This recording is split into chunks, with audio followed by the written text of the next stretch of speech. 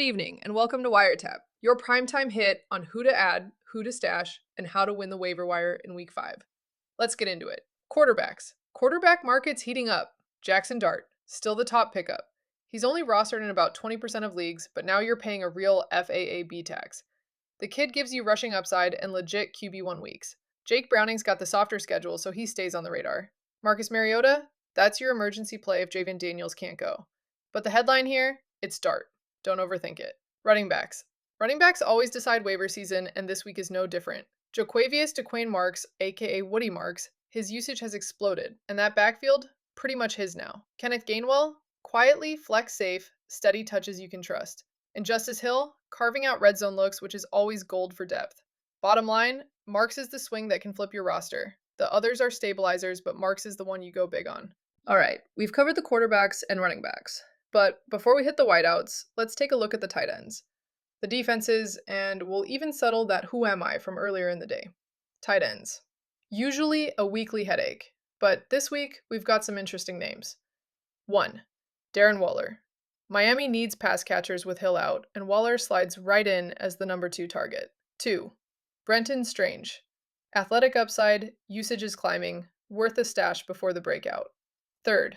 Fannin Jr. Deep cut, but he's flashing in the red zone, and touchdowns pay bills. 4. Theo Johnson. Another stash candidate, quickly picking up snaps and targets, and now the Nabers loss. Nobody's great, but if you're struggling at the position, and most people are, these are the names you want on your list. And now, defenses.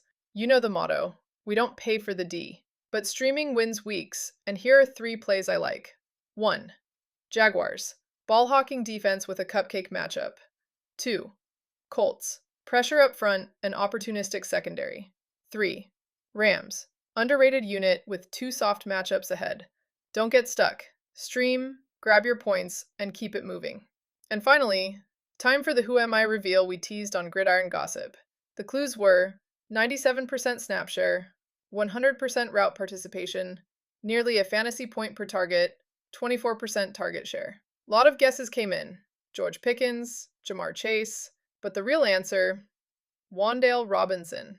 And now with Nabers down, Robinson's role only gets bigger. If he's on your wire, go get him. All right, tight ends, defenses, and that Who Am I reveal locked in. Now let's hit the wide receivers, because this week's list is stacked.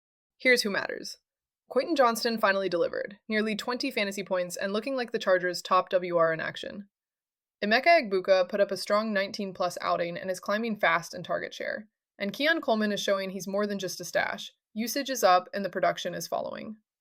Now the story of the week, injuries. Malik Nabers, torn ACL, done for the season. Giants pivot to Slayton, Wan'Dale, Hyatt, but don't forget rookie Theo Johnson, who's suddenly a red zone target you can actually start. And then the bombshell, Tyreek Hill. Torn ACL, dislocated knee, multiple ligaments. Season over. That changes everything in Miami. Jalen Waddle becomes the clear WR1, but here's the name you need to circle, Darren Waller. He caught 2 touchdowns against the Jets, and with Hill out, he's now the number 2 pass catcher in this offense. His value just went from streamable to must start. And here's your last call. If you're still chasing Romeo Doubs, Hunter Henry, Jaxson Dart, or Woody Marks, and now Darren Waller, you're late. They're cresting over 75% ownership. That means they'll have to overpay, or you're not getting them. This is why we tell you every week, act fast. Last week's sleepers are this week's bidding wars. I'm the Drip Analyst Jay, reminding you, in fantasy football, as in fashion, timing is everything.